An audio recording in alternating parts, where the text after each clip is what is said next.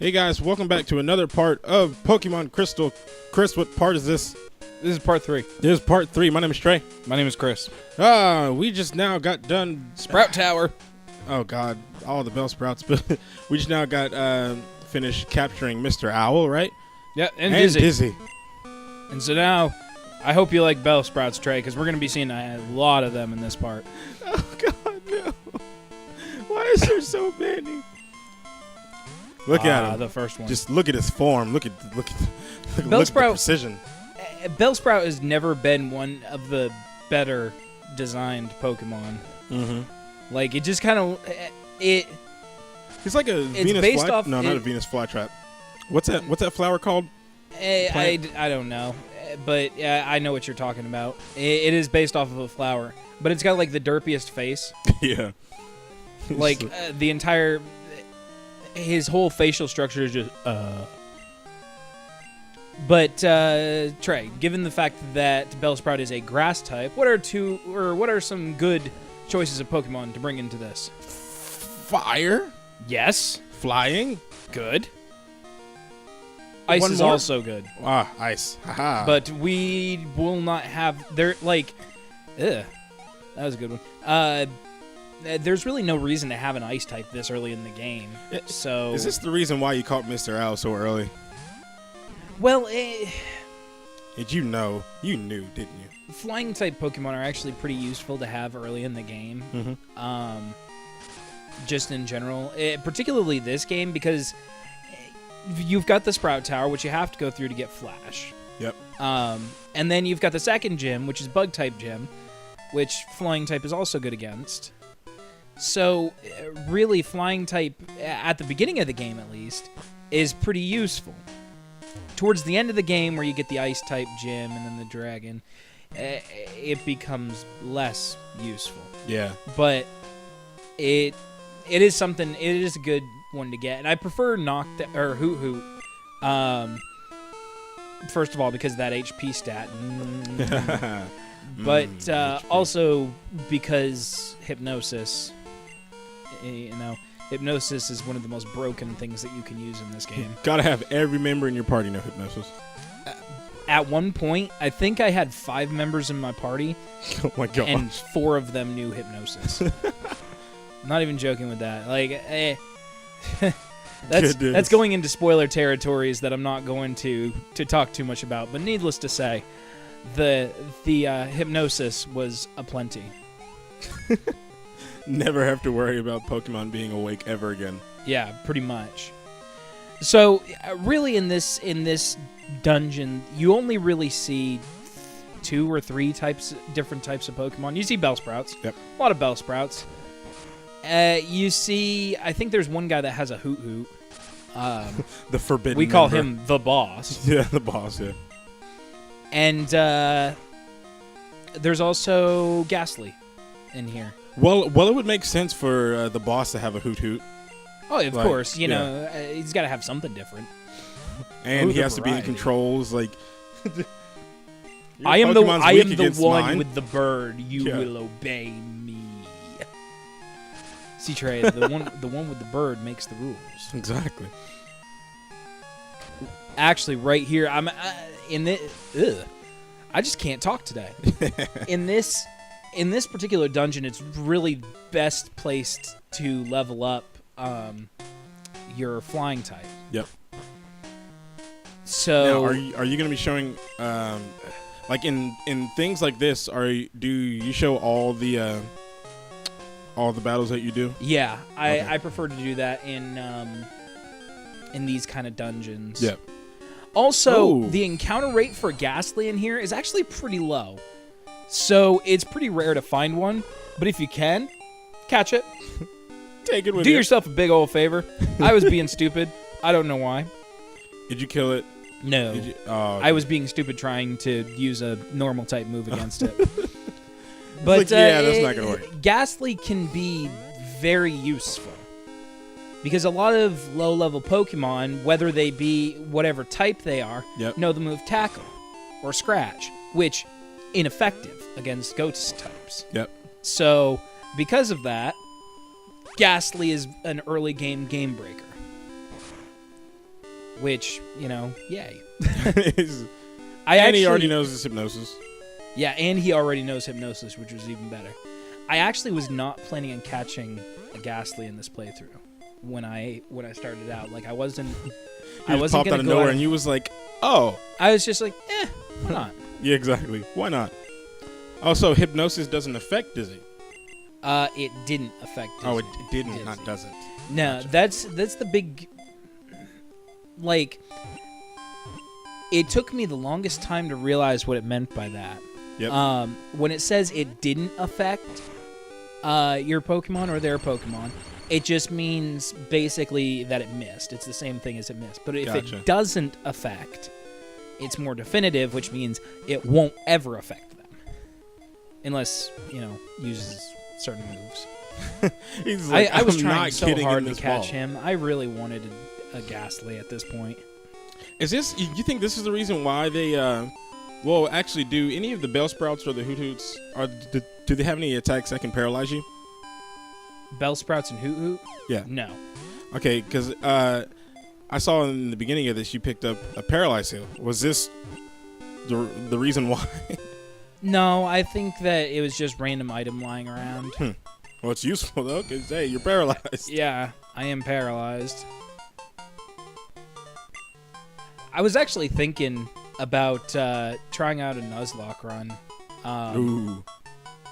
A few days ago, I was watching, I forgot who, but he was doing a Nuzlocke run of, what was it? Now, Nuzlocke is just like basically if your Pokemon faint, they're gone, right?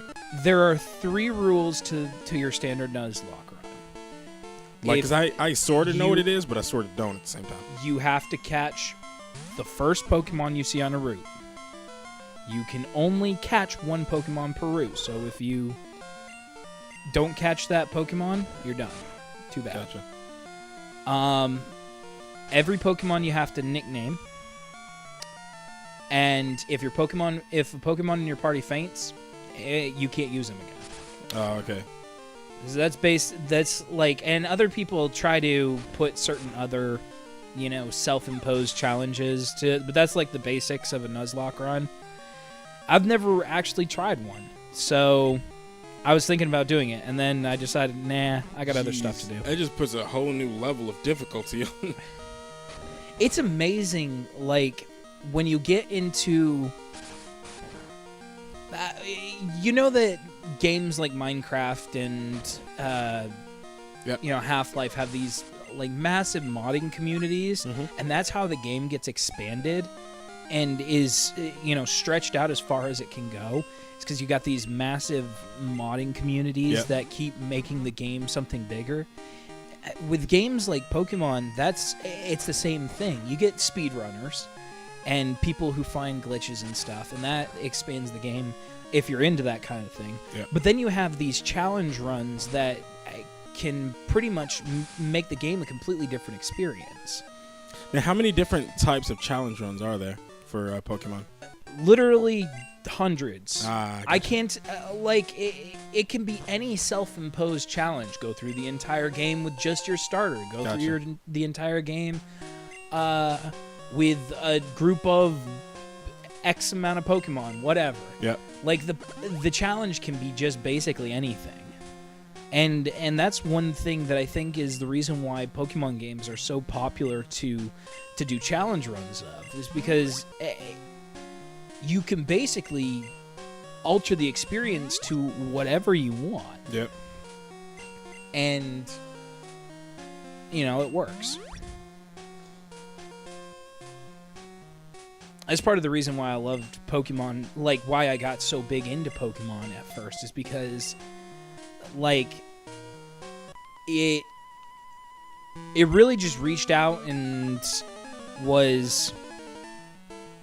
it was a really big, immersive kind of experience. And and that was something that really drew me in, because I hadn't played a game that was this immersive, that had this many ways to play it. Because the other thing too is there's no right or wrong way to play it, unless you start out with Chikorita. I say that, but I started out with Chikorita. You did, of course. It was hard. Like I will say, the one thing about having the Chikorita line as your starter. Yep. The battles against your rival were some of the hardest things I've ever experienced in video games. Really? And it wasn't necessarily that I didn't prepare myself properly. It's that I didn't know how, like, there's not many fire types in this game aside from your starter. Yep. That you can get early on. The only thing that I can think of is Growlithe, if you know when and where to catch it. Other than that, like, there's so little you can do to defend yourself. And of course, as a grass type, the first few gyms, oh yeah, are super effective Yeah. against it. So, like, pretty much it's like the hard mode. it is. Much, It really is the hard mode because, like, for the first half of the game, you're screwed, and you don't catch a break until you get into the post game. Yep. Stuff. That's basically just how it felt. Because grass types just can't catch a break in this game. Like me, every time I've ever played a Pokemon game, I always went to fire because I always like fire anyway. Let me think. When I play Gen 3, I either choose fire or grass. Yep. Like, Gen 3 is the only one that I really actually actively think, I might go with Trico this time. Mm-hmm. Actually, I should say Gen 3 and Gen 4 because Torterra is he's amazing. Grass type that knows Earthquake. Yes, Oh dear please. God. I actually haven't played any of the Black and White games, so Yeah, me neither. I think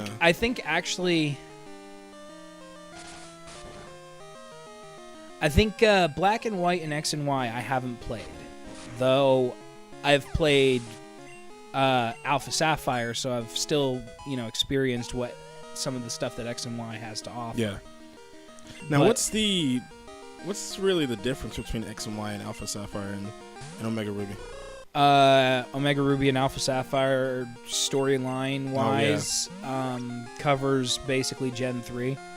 It's basically you take all the mechanics more or less that were introduced in Gen 6 and then take the storyline and characters and setting of Gen 3 and just mash them together. Yeah. Okay.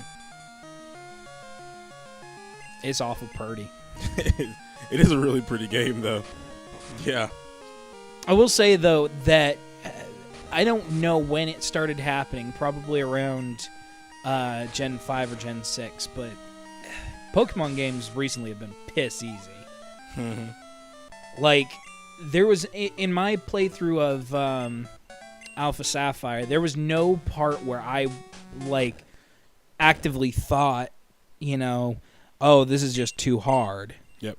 And, like, especially when I actually learned how to use the Wonder Trade system and everything, it just became so easy because if I wanted a Pokemon, boom, I could get it. Well, I couldn't get it through Wonder Trade, but I got it through the global trading system. And you could basically, it's really sad, but you can build an ideal party before you even get to the first gym. Mm-hmm. Now, right there, did Dave? Did he get beat? Oh yeah. Like, Oh no! No, Dave didn't get beat. Dave won, but the sage looked at him and was like, you're a dick." yeah. Apparently, after being called a dick so many times, he starts to think, maybe I am? Am I doing something wrong? I just want to fight strong Pokemon. But that won't be the first. Well, I actually think that's one of the few times you actually see him win. Yeah, because most of the time he's always losing. Like, he loses to you every time. Yeah. And I think he loses to Lance. Lance. And then I think Lance just calls him out like 100%. It's just like, you're a dick. Stop. Yeah, stop. Hoothoot. There he is. I've actually seen playthroughs where the person playing chose to do the gym in Violet City before the Sprout Tower. It brings me to another point. There is no order in which you have to do those two. All you have to know is that at one point or another, you have to do both. Personally, I prefer to do the Sprout Tower first. Yeah. Because you can use that to kind of level up some of your Pokemon, like your Flying type and your Fire type, to get them to have better moves, like Peck or Gust or Ember, which can be really helpful in the gym. The gym, though, isn't incredibly hard. There's a Spearow in there that's a pain in the ass. Like, literally, that Spearow is probably the hardest thing you will fight in this game. No joke, because for some reason... What about the Miltank? Shut up. There is ways to prepare for the Miltank. But that Spearow, like, you don't really get anything that's useful against a flying type this early in the game, except for, like, you can get an Onix. If you catch a Bellsprout, there's somebody in Violet City that'll trade you for an Onix. That's it. And at that point, you're just outlasting the war of attrition. And then I think you can get a Geodude. But then again, it's the same thing. You're just outlasting a war of attrition. Yeah. And you can't really... There's not much you can level up with around here. I remember, because this is my third time playing through this part, I remember when I was preparing in some of my older playthroughs, I would sit there and grind levels outside of the city for 2 hours.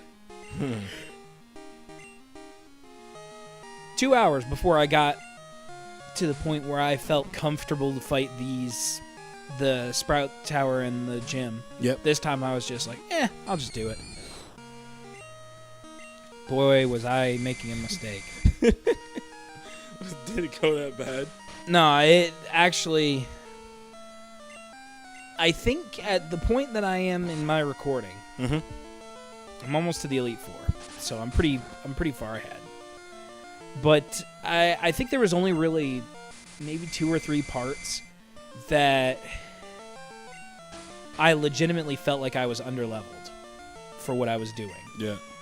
I still made it through. First try. I don't think there's been a point so far where I've lost and then had to go back and grind levels to get better.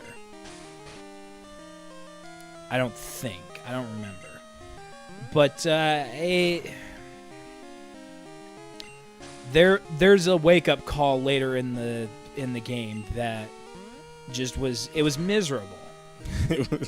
Because the entire time, like, I don't want to have to do retakes. Yeah. I hate doing retakes. It's annoying and time-consuming. Very much so.